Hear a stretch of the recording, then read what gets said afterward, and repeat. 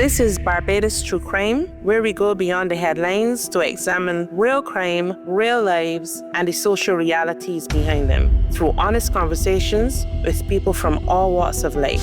We look at these realities for what they truly are. I am Kim Ramsey. Welcome, Sonia. Thank you for agreeing to come speak to us. Thank you, Kim. Nice being here.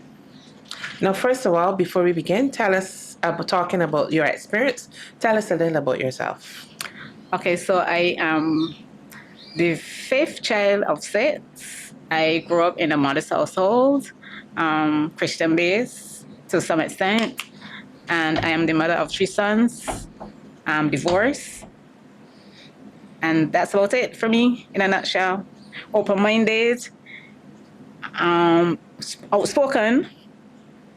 That's it. Okay. Well, thank you. Okay. Well, you're outspoken, so that means you're willing to share about some of the challenges that you've had in your relationship, which led to the domestic violence.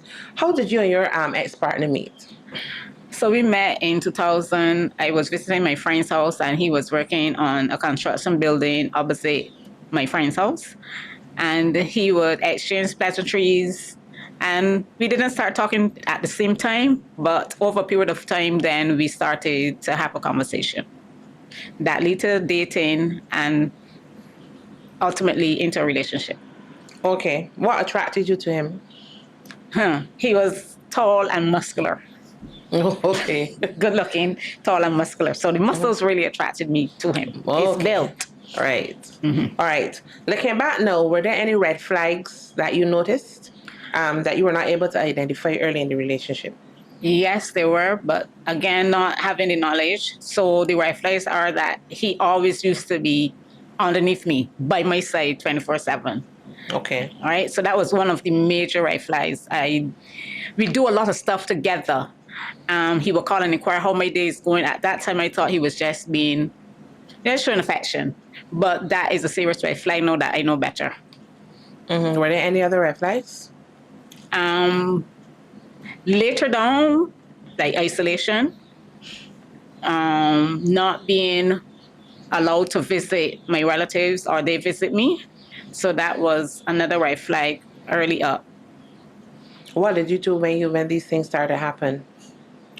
To be quite honest, Kim, I did nothing because I didn't know what to do. Mm-hmm. So I just said, well, he probably wanted to be just me and him, but at least, and that's what he said. He didn't want anybody to interfere in our relationship. He just wanted it to be me and him at the time. Okay.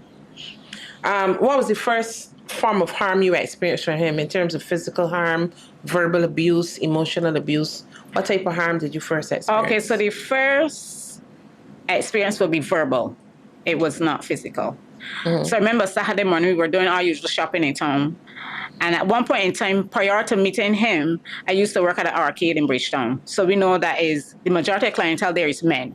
So on our Saturday supermarket visit, I saw one of the ex-patients that used to patronize the business. And he said, well, I see you for a long time, and we hug and we talk and stuff like that. So then afterwards, he said, like, wait, you don't got no respect for me? I said, but it is only a greeting, you know? So that was the first sign of verbal abuse. Right. So he was upset that you were talking. He was very upset. So how did it lead to verbal abuse? Because as I tell you, I explained that time, I thought it was just like, it would finish, it would go there, but then he keep bringing it back up after we got home. Oh, you were so disrespectful to me. I can't believe that you disrespect me. So talking to another man, and I right there. I said, well, it's not disrespect. I don't say disrespect. I say, as I greeted someone that I knew before you. And it's not like he's a boyfriend or something. He is a customer where I used to work.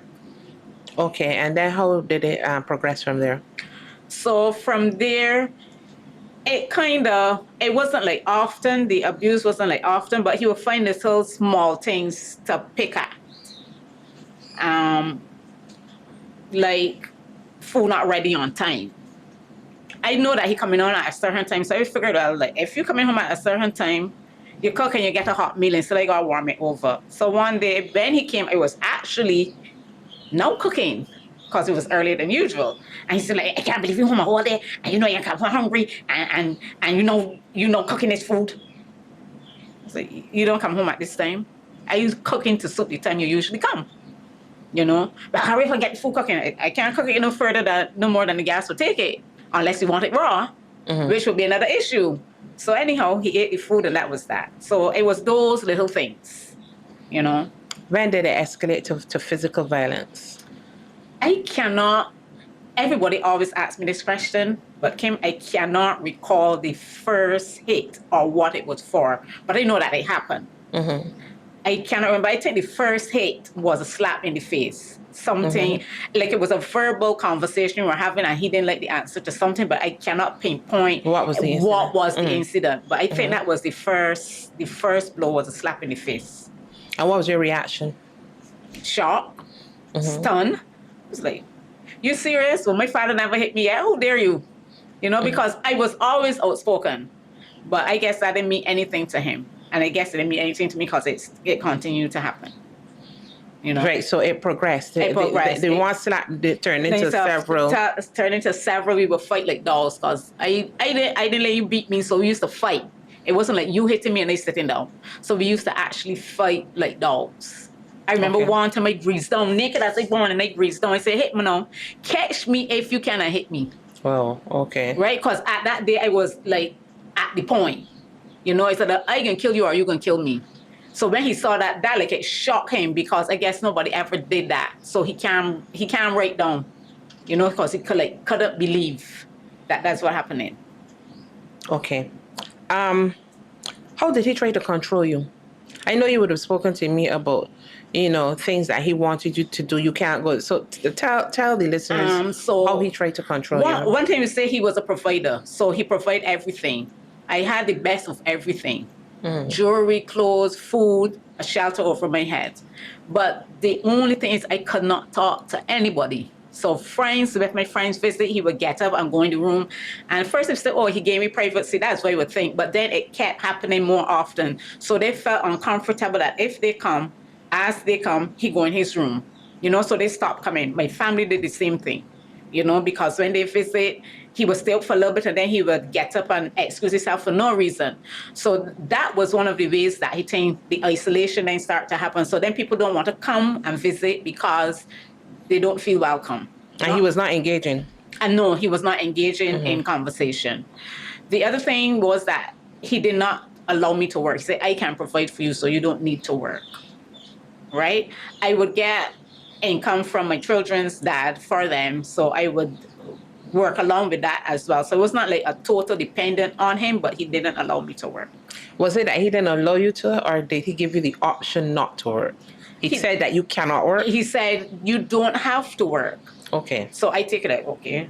But then I got fed up of sitting in the house and not doing anything. So I did went and look for work. And I got a job at a garment factory. But that didn't last very long because he would call during the day to find out, I am at work. What are you doing? I'm working. If it's the case that the supervisor wanted me to stay overtime, I couldn't because at 4:30, he's there. And he would call, and then you call and you offset me, so production wasn't thing, and eventually I was dismissed from that job. Wow. Yes. Okay. What impact did this abuse have on your sense of self, on your self-esteem, your self-worth? At first, because you don't know it is abuse, so at first, I wasn't like, I started to self-blame myself. Well, I know now it's self-blame, but I started to think, okay, so what am I doing wrong? I want back this person that I first met. He was nice, he was kind, he was engaging. So I try to start to fix things that they need fixing because there wasn't anything to fix. But of course, at that time, I didn't know. But I tried everything that I could to fix the relationship. And what was the end result? When you realized that wasn't the problem? Well, at the end result of that is that I stopped trying. I lost my voice. The voice that I was so outspoken to, I lost that. Don't ask me when I lost it, how I lost it, but I know I became this submissive person that always agreed to everything. I said, but probably if I agree to everything, it will make it better. So I became that submissive, humble person. I don't even know if you can call it humble, but I just lost my voice. Was it difficult to confide in others about what was happening to you?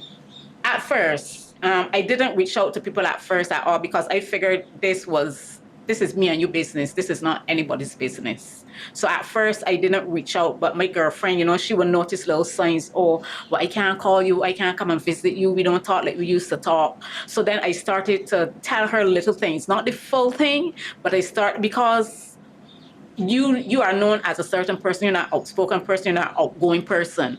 So then to be diminished to this person that is a shell of who you are accustomed to being, it brings shame.